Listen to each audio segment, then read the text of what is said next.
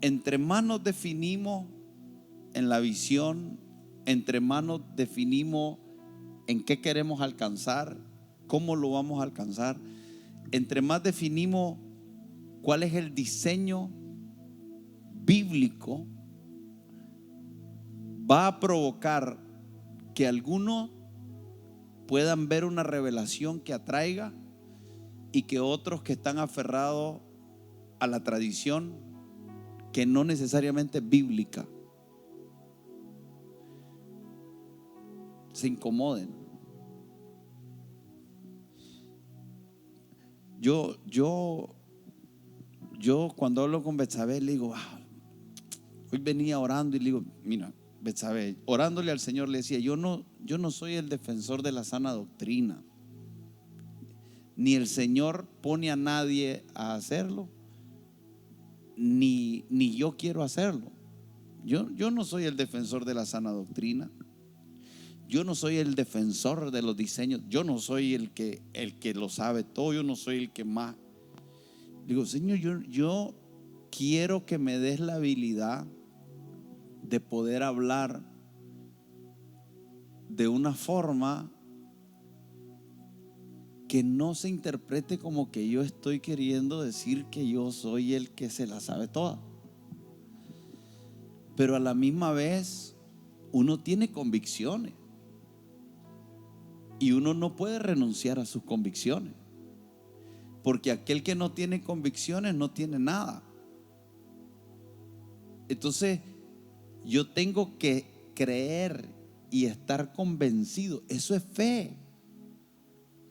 Y la Biblia dice que sin fe es imposible agradar a Dios.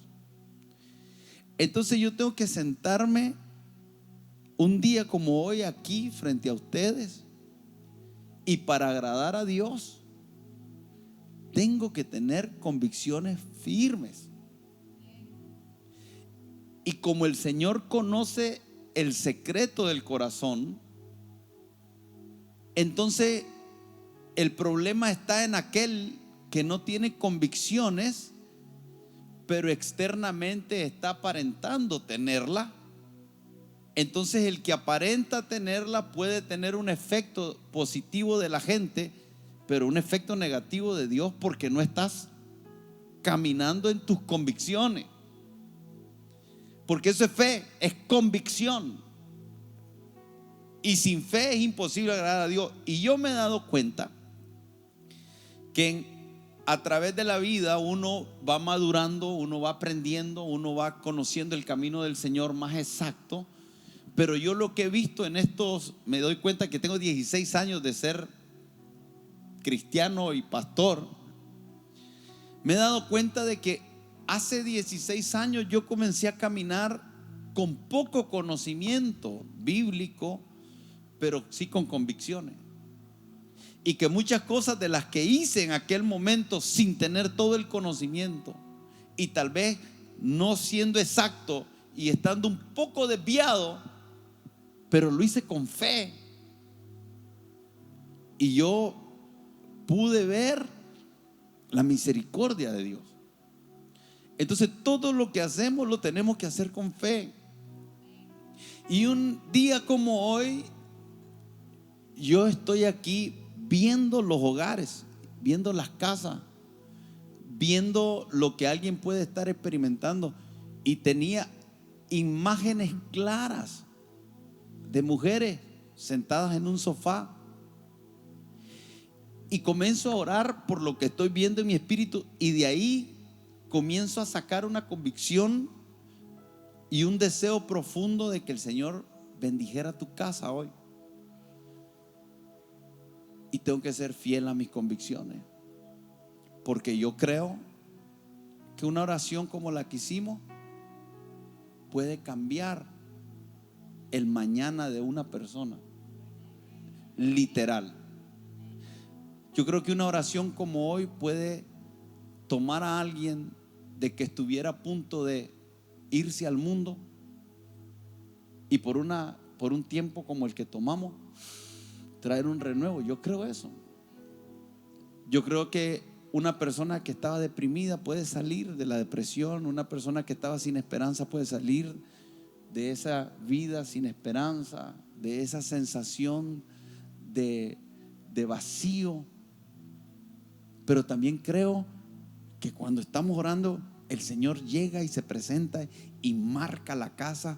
Pero yo lo siento con una fuerza al Señor diciendo: esta casa es mía, esta familia es mía, y la compré a precio de sangre y no la voy a entregar así por así. Y Dios va a pelear por ti, Dios va a pelear por tu casa, Dios va a pelear por tu familia, por tus hijos. Él permanece fiel aun cuando nosotros seamos infieles. Y si Él prometió algo, Él va a hacer su parte del pacto. Entonces tengo esa convicción de la intercesión. Pero comenzamos a adorar y hay una presencia de Dios, hay una unción, hay algo que es lo que le digo, son mis convicciones. Yo percibo a Dios. Lo podemos oler, es la atmósfera, no se puede describir, pero sabemos que hay algo de Dios moviéndose mientras adoramos. Y que yo sé y que estoy convencido de que muchos allá en su casa, sin estar aquí, lo pueden estar experimentando. Y ahí es donde las convicciones tienen que ser firmes. Porque no podemos dejar de interceder porque alguien se aburra, porque alguien se desconecte, o porque alguien deje la iglesia, porque no le gusta que oremos de la forma que lo hacemos, o no podemos renunciar a nuestras convicciones. Creo en la adoración. Esta iglesia es una iglesia que cree en la adoración. En la adoración en espíritu y en verdad. No cantar, no un show. No. Aquí es donde yo caigo mal. Hay un montón de gente que ha querido cantar aquí porque tienen una buena voz, pero no saben lo que es adorar. No están. Son las cosas que digo que puedo caer mal, ¿te das cuenta? O gente que puedan cantar muy bien, pero están en pecado.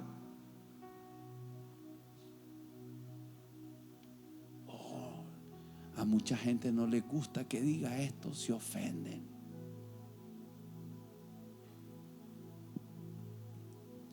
Pero que yo sé que sin santidad nadie verá al Señor. Entonces, si yo quiero que Dios esté presente, tenemos que preparar un ambiente, y parte de ese ambiente es la santidad. Porque no podemos pedirle a Dios que esté en los lugares donde se practique el pecado. Porque una cosa es pecar. Todos de alguna manera nos equivocamos y cometemos errores, pero practicar el pecado es otra cosa. O sea, lo que está diciendo es: si en algún momento llegáis a pecar, si por alguna razón en algún momento te volviste loco y pecaste, tranquilo. Yo no solo pagué por tus pecados pasados, pagué por los pecados que cometés hoy, y pago también por los pecados que cometas en el futuro, con mi sangre. Porque el Señor nos conoce. Esa es la misericordia de Dios. No que estábamos muertos solamente. Y eso hay que entenderlo. No importa el pecado que sea, el más que se te puede ocurrir, el más terrible, si te arrepientes, el Señor perdona. Habrán consecuencias. Porque una cosa es que el Señor te perdone y te abrace, y otra cosa es las consecuencias. Hay gente que por un pecado el Señor los puede perdonar, pero pueden terminar en la cárcel. Hay pastores que si caen en inmoralidad sexual, el Señor los perdona, pero deberían bajarse del púlpito. Hay hombres que si son infieles a su esposa, el Señor los perdona. Tal vez la esposa no y te deje.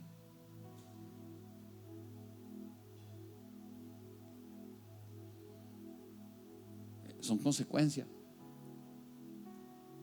Dice: hijitos míos, si pecáis, no os preocupéis, porque abogado tenéis para con el Padre, a Jesús el justo. Pero dice la Biblia: el que practica el pecado, en primera de Juan capítulo 3 verso 8 dice: el que practique el pecado es como el que juega fútbol y va a practicar todos los días en la mañana, o como el que hace pesa y va al gimnasio todos los días en la mañana, o como el que está estudiando medicina y va todos los días a la universidad. Esa es la persona que cada día practica lo mismo sabiendo que es pecaminoso. El Señor dice: eso es otra cosa.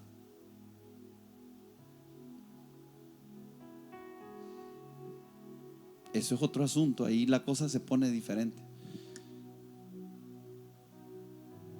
Ese que practica el pecado es del diablo. ¿Por qué dice que es del diablo? Porque el que lo gobierna, el que tiene el dominio sobre él, es el diablo. Eres esclavo del pecado y el diablo peca desde el principio, y todo el que practique el pecado es del diablo. ¿Puede salir de ahí? Claro que puede salir de ahí. Con arrepentimiento sale de ahí, levantándote cada día y decir: hoy no lo voy a practicar, hoy no lo voy a hacer, no lo voy a hacer mañana, no lo voy a hacer, no lo voy a hacer. Y conscientemente le pido a Dios que me ayude. Entonces, una vez más, hoy esta iglesia estamos determinados a entender a profundidad tres cosas: adoración, intercesión y perseverar en la palabra profética más segura. Y no vamos a cambiar eso. Entender los tiempos que estamos viviendo los tenemos que entender desde las Escrituras. Todo lo vamos a entender desde las Escrituras. Mateo 24, el verso 1. Y quisiera que nos fuéramos específicamente al momento en que los discípulos le preguntan a Jesús: ¿cuándo serán estas cosas y qué señales habrá de tu venida y del fin del siglo? Estamos hablando del deseado de las naciones. Estamos hablando de perseverar en la palabra profética más segura. Y Jesús les contesta y les dice: mirad que nadie os engañe. Yo quisiera que habláramos de esta parte del engaño. ¿Por qué Jesús a estas tres preguntas tan relevantes, lo primero que les dice es: mirad que nadie os engañe? Cuando hablamos de la palabra mirad, es estar alerta, cuidadoso, detenerte en el proceso. O sea, me llamó mucho la atención esa definición: detenerte en el proceso. Porque detenerte en el proceso es que por el contrario a seguir haciendo algo, tomes una pausa y te detengas en el proceso. Pero la razón por la que te detienes en el proceso es para ver qué es lo que está pasando en el proceso y cerciorarte que el proceso tiene el orden adecuado. Entonces lo que el Señor está diciendo aquí es: ustedes me están haciendo preguntas que son relevantes hacia el futuro. Todo lo que los discípulos preguntaron era hacia el futuro. No le preguntaron qué está pasando o qué pasó ayer. Los discípulos le están preguntando qué va a pasar en el futuro. Todo lo que nosotros leemos en Mateo capítulo 24 es Jesús hablando proféticamente acerca de acontecimientos que ocurrirían en el futuro. Y cuando Él les responde, lo primero que les dice: ustedes tienen que tener cuidado en el proceso. Miren bien el proceso. Es lo primero. Estén alertas en el proceso. Les voy a enseñar, pero ustedes tienen que estar muy atentos, muy alerta en el proceso de lo que les voy a enseñar. Eso lo traduciríamos hoy como decir que mientras nosotros estudiamos, no lo podemos hacer a la ligera. Pero dentro de eso, lo primero que tenemos que ver es, dice: mirad que nadie os engañe. Ahora, una vez más, esta palabra engañar no es solo mentirte, porque yo te puedo mentir, y hay algunas mentiras que yo te puedo decir que no te causan ningún daño. Por ejemplo, yo te pudiera decir a ti, y tú me preguntas: ¿cuántos años tienes? Y yo te diría 35. ¿Qué daño te puede hacer que yo te diga 35? Lo que te puede dar es risa. Si yo te pregunto, me preguntas tú: ¿cuál es tu comida favorita? Y yo te digo la lechuga. Entonces, yo te estoy mintiendo, pero que es una mentira, pero ¿qué daño te causa? Ninguno. Pero aquí Jesús está hablando de algo relevante que te puede causar un daño, que pudiera llevarte al error a ti. Entonces lo que le está diciendo es: tengan cuidado en el proceso, estén alertas, estén atentos, cuidado, porque los pueden inducir al error. Pueden llegar a ser descaminados. Me gustó esa palabra rara, pero descaminado, o sea, llevado por el camino incorrecto. Dice: pueden llegar a ser inducidos al error, descaminados de una creencia correcta o un curso de acción. Le pueden dar información incorrecta y los pueden guiar al error. Tengan cuidado, miren, presten atención a que nadie les dé una información errónea que los lleve a las acciones incorrectas. Eso es lo primero que Jesús establece: el cuidado con el engaño. Y ahí hay algo que me llama la atención, que está en relación con la palabra mirad, porque es una palabra que también significa examinar. Y algo que planteaba el pastor, y creo que es muy relevante, es la manera en cómo nosotros examinamos, cómo nosotros reflexionamos en nuestra vida. Algunas veces pareciera que la vida pasa y no nos detenemos un tiempo, un momento para pensar, para meditar, para evaluar. Pero la segunda cosa que pensaba en relación a esto es que este engaño, algo que produce también es el divagar. Uno de sus significados dice que es deambular. Es decir, básicamente cuando una persona cae en un engaño, aparte de extraviarse, de salir de un propósito, comienza a vivir una vida que no tiene sentido, que deambula en una vida sin propósito. Pero qué importante es que nosotros podamos examinar desde la manera correcta.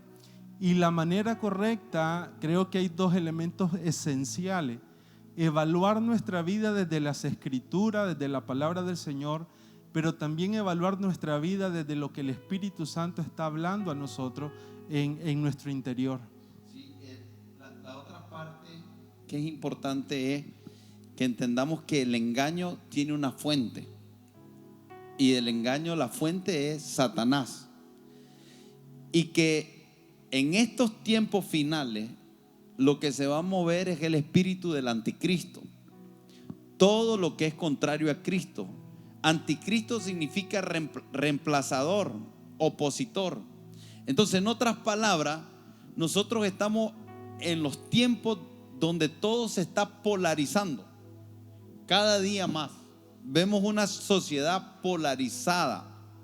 Entonces, de alguna manera, no es diferente en nuestra creencia en Dios. Está cada día más polarizado.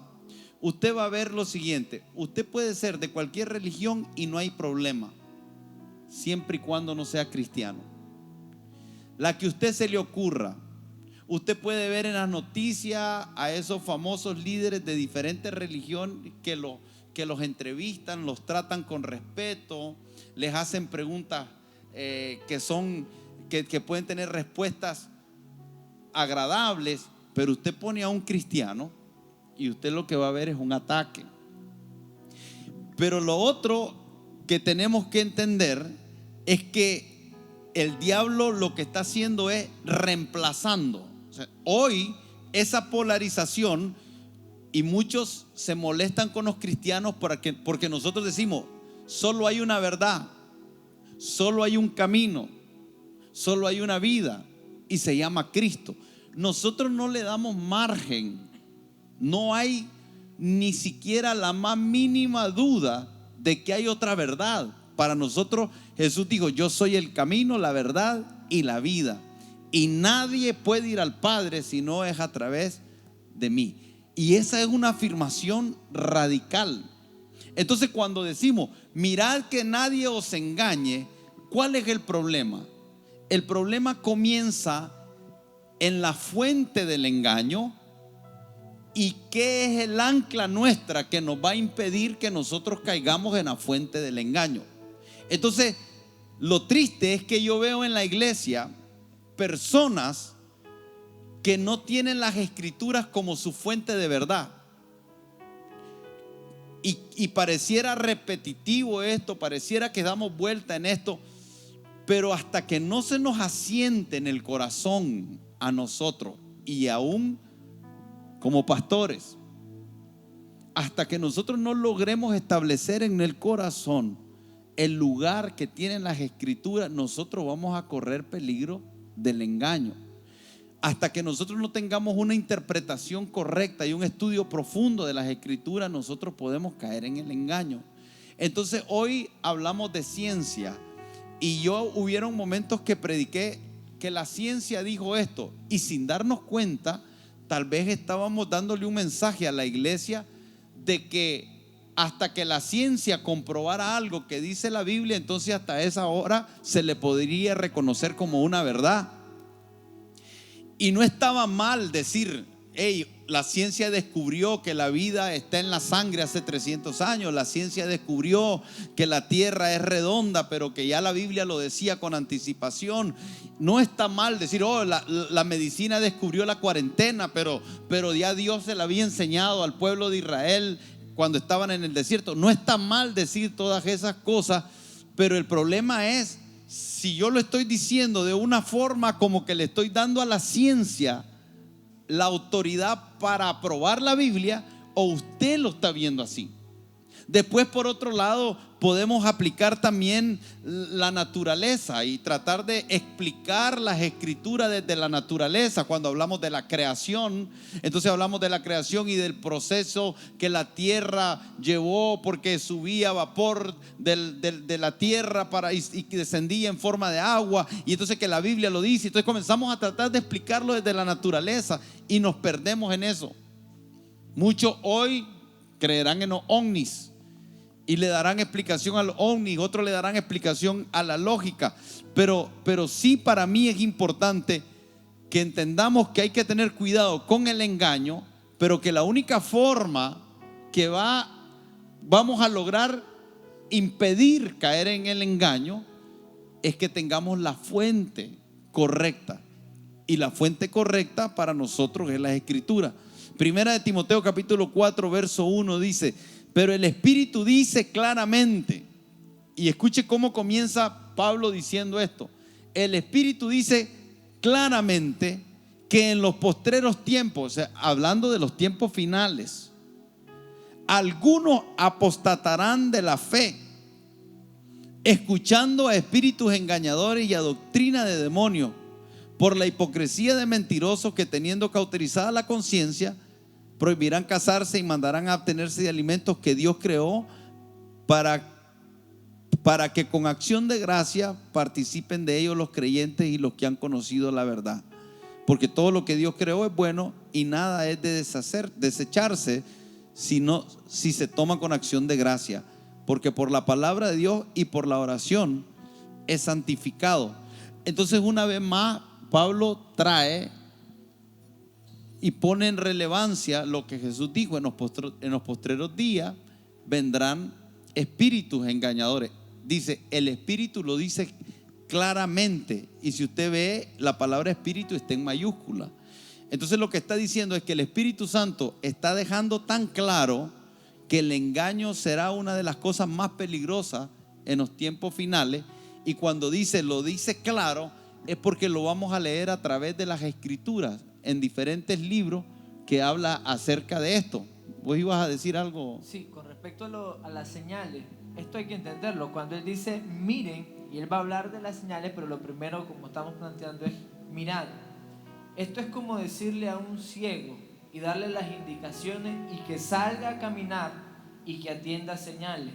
¿Qué señales puede ver alguien que no tiene la capacidad de interpretar? Aún diciéndole, aún viéndolas en su momento, va a dañarse en el camino y va a dañar a otro. Esto pasa con las escrituras. Dice, manténganse, y es lo que estamos poniendo como fundamento, en la palabra. Poder discernir y entender y aprender a mirar según la palabra va a determinar que en el camino yo puedo interpretar y conocer qué es verdad y qué es mentira. Normalmente lo que ha pasado cuando hay un descontrol a la sana doctrina y hay un desvío es que nos alejamos de la escritura y comenzamos a tener ideas. Colosenses 2:8 dice, mirad que nadie os engañe por medio de filosofía, o sea, mente humana y hueca sutileza, según las tradiciones de los hombres, o sea, las costumbres. Dejamos una vida del espíritu para adoptar una costumbre conforme a los rudimentos del mundo y no siguen a Cristo. Este es el punto. Nos volvemos personas incapaces de ver porque nunca nos sostuvimos nos mantenemos en la verdad. Y el problema acá es entonces que aún teniendo la información, en los años que vienen puede ser que las señales no aparezcan, hayamos escuchado las señales, pero no tengamos los recursos para poder discernirla e identificarla. Pero cuando estabas leyendo esto, yo pensaba que dice, mirad que nadie os engañe por medio de filosofías y hueca sutileza, según las tradiciones de los hombres. ¿Cómo saber que lo que nos están enseñando es una tradición de hombre? Volvemos. Porque la triste realidad es que la iglesia, sin darse cuenta, y es donde estamos, y por eso es tan importante que nosotros entendamos el concepto que le queremos dar a este día, perseverando en la palabra profética más segura.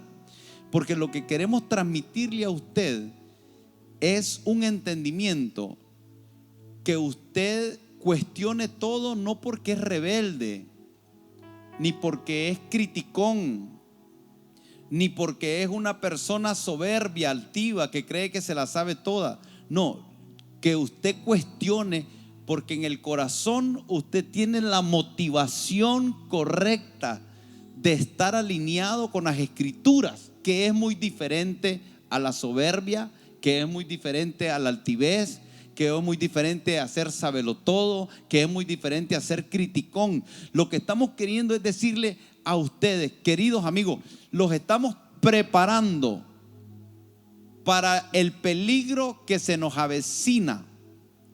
El peligro que se nos avecina, y ya estamos, es el peligro del engaño. Y es un peligro del engaño para los que están en el mundo, pero para los que están en la iglesia, en la iglesia. En otras palabras, Cuando nosotros vemos a personas allá afuera que están practicando una religión, que están practicando una tradición, que nunca se han convertido a Cristo, ellos están con un velo, tienen un velo puesto y ellos necesitan que se les predique. Pero es otro asunto cuando nosotros estamos en la iglesia y entramos sin darnos cuenta, y nosotros los pastores somos los responsables, sin darnos cuenta adoptamos algunos rituales que no son malos necesariamente, pero que no son bíblicos. Y el peligro es cuando la gente no sabe diferenciar eso. Por ejemplo, yo pudiera decir, ok, nosotros estamos cambiando la liturgia, porque la liturgia por muchos años en la iglesia fue una oración inicial, 3 canciones rápidas, 3 merengues y dos de manzanero, ¿cómo se llama? 3 rápidas, 2 suaves, una oración, la ofrenda, una oración, la predicación, vengan al altar, ministración. ¿Usted puede creer que hay gente que se ofende si no lo haces así? Es increíble. Ahora yo me pregunto, ¿de dónde tomamos esa liturgia? ¿Dónde aparece en la Biblia que tenés que comenzar con una oración inicial, que tenés que cantar 3 canciones, que tenés que... ¿Dónde aparece eso? Pero no. Después yo he escuchado pastores porque dicen, póngase de pie, vamos a leer la santa y bendita palabra. Si no te pones de pie, sos pecador, sos blasfemo, no, sos irreverente. Vamos a leer la palabra. No estoy diciendo, es lo que te quiero decir es que hay cosas que no son malas, pero que en la iglesia les dimos un grado de autoridad que en la Biblia no se nos da. Entonces dijimos, vamos a leer la palabra en el nombre del Padre, del Hijo y del Espíritu Santo. Y si no decís eso, te llaman la atención y te ponen en disciplina. ¿De dónde sacaron eso? Hay algunos que dicen, para bautizarse necesita 6 meses de doctrina. ¿Dónde dice eso la Biblia? ¿Cuáles son los requisitos que dice la Escritura para bautizarse? Nos enseñaron que repetir una oración como lorita te hace salvo. Repita conmigo. Pero espérate, no es un asunto de repetir. La Biblia dice que hay que creer en el corazón. Y entonces le decimos a alguien que ya es salvo porque repitió una oración. Yo le tendría que decir algo diferente. Usted, si usted quiere recibir a Cristo y usted cree en su corazón, es una cosa. Entonces te estoy poniendo de los ejemplos menos que me voy a meter en problemas, pero de ahí hay otra serie de cosas. Entonces es preocupante porque dice filosofías. Las filosofías se meten a la iglesia. Las tradiciones de los hombres, que las hicieron los hombres. Ahora le llaman, tengo que ser un ministro ordenado. ¿Quién me ordena? Esto es fuerte lo que estoy diciendo. A ver, salís de la universidad y sos pastor por un título. Bíblicamente podés, ¿cómo alguien tiene un llamado? ¿Cómo se da un llamado bíblicamente? No, salís con un título de teólogo y entonces ahora ya sos pastor o apóstol o profeta o porque ahora hay todo, hay reverendo, obispo, y no tengo nada contra esos títulos. Solo que estoy tratando de plantearle a ustedes, nuestra audiencia, que usted cuestione todo desde el corazón correcto, desde las escrituras. No sé si, porque lo que estoy diciendo es arriesgado, ¿no? Porque hay un montón de criticones que van a decir, yo la cuestiono. No, sos un criticón, eso es otra cosa. Hay soberbios, sos un soberbio, eso es otra cosa. Yo conozco a gente que se cree defensores de la sana doctrina y son soberbios, pero ellos te dicen, no, ya eso es un asunto entre Dios. Y mi consejo para usted es que usted se cerciore que lo hace desde el corazón correcto. Que usted me cuestione a mí, cuestióneme. Claro que tiene no solamente el derecho, no solamente la obligación, tiene la responsabilidad con su vida eterna de cuestionar todo lo que escuche, porque puede definir tu destino y el de tu casa. Esto es demasiado serio para dejárselo a la autoridad de un hombre. Y por eso es que Pablo dice que el Espíritu dice claramente, en los postreros días vendrán hombres, y es fuerte. Y no solamente se van a levantar los que hablan, sino aquellos que les gusta escuchar. Entonces, cuando se unen el que habla y el que quiere escuchar, son una pareja perfecta. Se encontraron, ¿cómo se dice? No es la piedra y el collón, cuando se encuentran dos que se atraen. La uña y la mugre se encontraron, ¿ve? Pero yo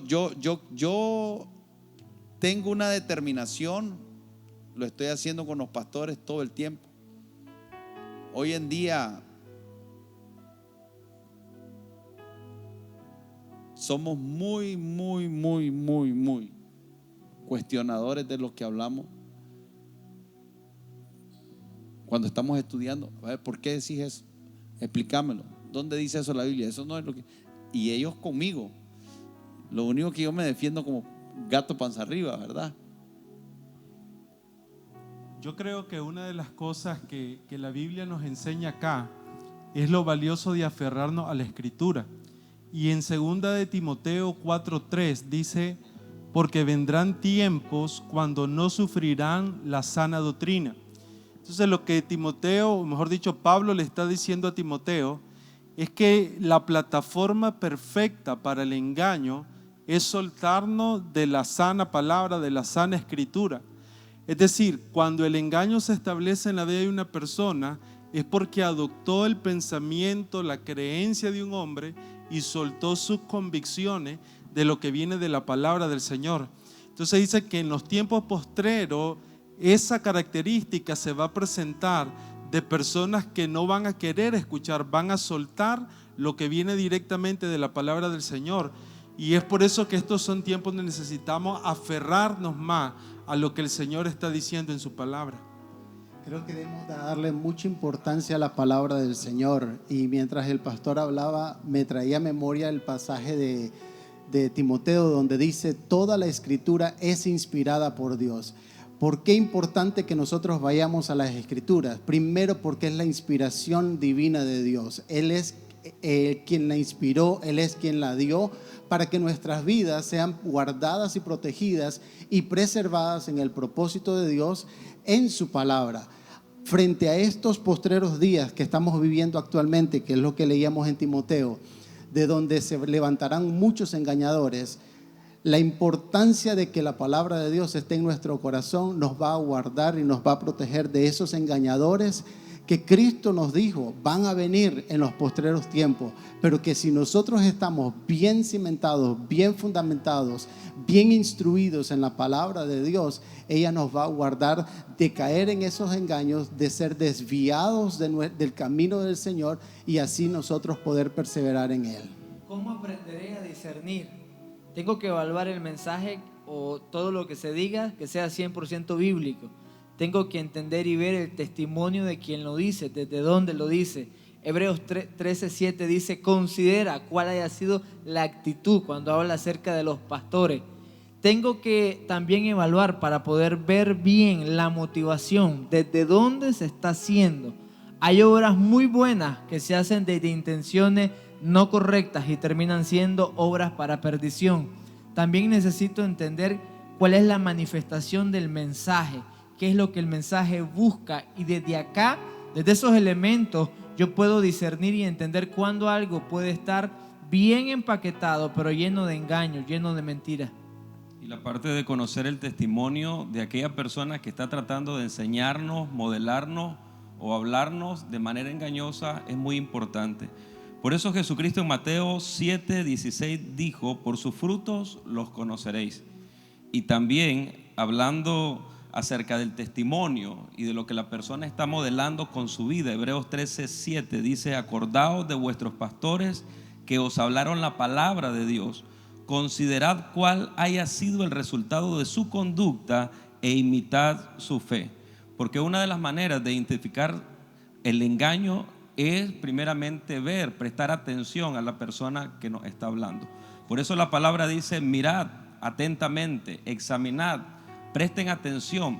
Pero no solamente habla al engaño en sí, sino a la persona de dónde está viniendo ese engaño. Por sus frutos los conoceréis. Y cuando nosotros hablamos acerca de lo que significa un engaño, estamos hablando de aquello que tiene una apariencia de verdad. Es tan peligroso esto porque engaño es una máscara, es como un disfraz. Es algo que nos hace creer que es verdadero, pero al final es completamente diferente. Y cuando yo estaba orando por la iglesia, por este mensaje, yo miraba como un antifaz en los ojos de muchos. Y miraba un antifaz oscuro, una máscara, algo que representa falsedad. Y que como iglesia es mi oración pueda caer de nuestro rostro o de nuestro entendimiento cualquier máscara con apariencia de verdad y es falsedad. Así es que yo quisiera leerles a ustedes Primera de Juan del 2, el 19. Salieron de nosotros, pero no eran de nosotros, sino que hubiesen sido de nosotros, habrían permanecido con nosotros, pero salieron para que no se manifestase que no todos son como nosotros. Y el Señor quiere que nosotros conozcamos lo verdadero. Muchos, dicen aquí, van a salir de nosotros, salieron de nosotros, pero no eran, porque su esencia fue puesta a luz. Y es que yo oro que la luz de Cristo ilumine tanto su mirada que ustedes puedan ver como Cristo ve. Porque los discípulos estaban viendo de una manera distinta y el Señor Jesús, que tenía la luz porque Él es luz y Él es verdad, estaba enseñando a sus discípulos, aquellos que querían aprender a cómo ver de manera correcta e identificar entre lo falso. Que de esta misma forma nosotros como iglesia tengamos los ojos de Cristo y podamos ver sobre aquello que aparenta ser y no lo es. Que tengamos completa claridad es mi oración y es mi petición. Solo quiero leer una palabra más que es importante que definamos. Dice que muchos apostatarán de la fe. Esa es la parte más triste. Esa es la parte más triste. Esta es la parte donde nosotros tenemos que tener mucho cuidado de no servirle de tropiezo a la gente. Y solo quiero reafirmar que jueves como hoy, usted y yo vamos a estudiar juntos y vamos a tratar de que el Espíritu Santo nos enseñe a través de las Escrituras, porque yo tengo mucho que aprender y usted también. Y de lo más apegado que estemos a las Escrituras depende de nuestra firmeza. Cuando los espíritus engañadores se mueven y lo que están provocando en la gente es manipulación, control o simplemente tratar de ganar adeptos personales, su fe está fundamentada en los hombres y terminan separándose. Y estos espíritus engañadores, habla de espíritus engañadores de doctrina de demonio. En otras palabras, son enseñanzas que tienen su origen no en Dios, sino en los demonios. Y que el objetivo es que a los que están en la fe los terminen apartando de la fe. Fíjese bien, y voy a cerrar. Primero, el diablo les pone un velo a los que no son creyentes, y les pone un velo para que no les resplandezca la luz de Cristo. Pero después viene adentro de la iglesia con espíritus engañadores, con doctrina de demonio, a tratar de introducir una enseñanza que tarde o temprano termina haciendo que las personas se aparten de la fe. Y eso se da dentro de la iglesia. Eso es peligroso. Y ahí es donde necesitamos discernimiento de quién estamos aprendiendo. Lo decían bien ustedes. ¿Quién te está enseñando? Usted tiene al Espíritu Santo, hermano. Yo tengo al Espíritu Santo. Y el Espíritu Santo nos da testimonio.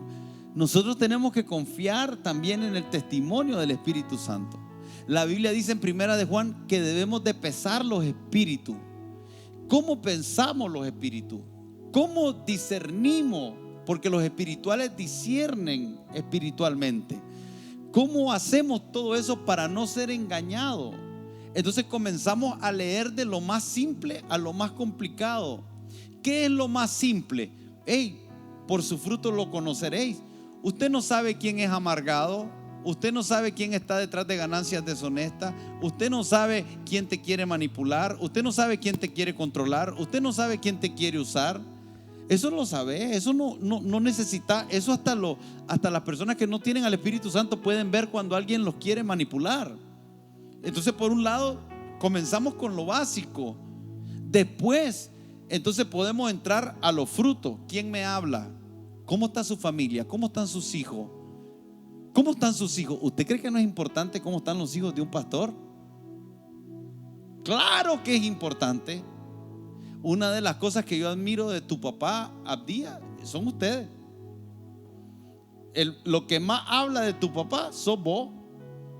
Y lo que más le habla de mí no es si predico bien, lo cual no me considero un buen predicador. No es si canto bien, lo cual ando lejos. No es si soy elocuente, lo cual tampoco tengo. No. ¿Sabe lo que va a hablar más de mí? Mi casa, mis hijas, mi esposa, mi familia, mi casa.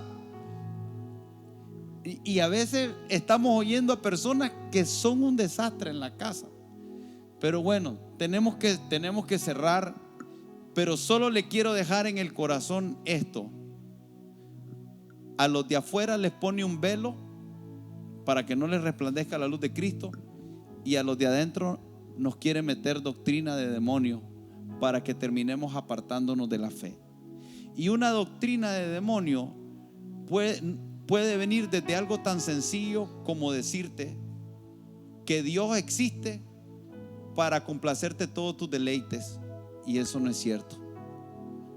Eso es una doctrina de demonio. Cuando nosotros le decimos a la gente que Dios existe para hacerlos felices, les estamos dando una doctrina de demonio.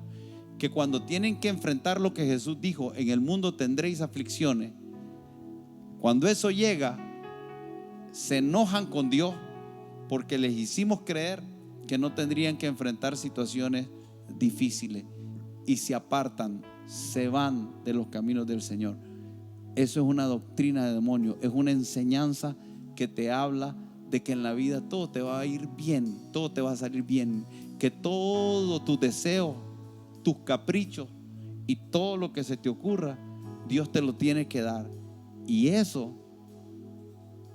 lástima que no tengo tiempo, eso es una de las cosas que se metió en la iglesia.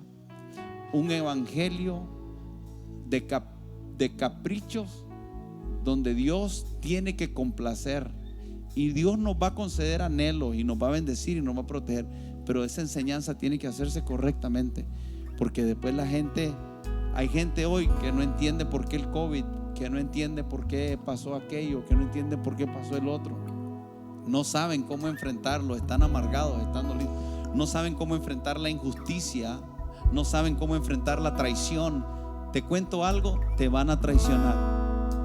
A Jesús lo traicionaron, a vos te van a traicionar y a mí también.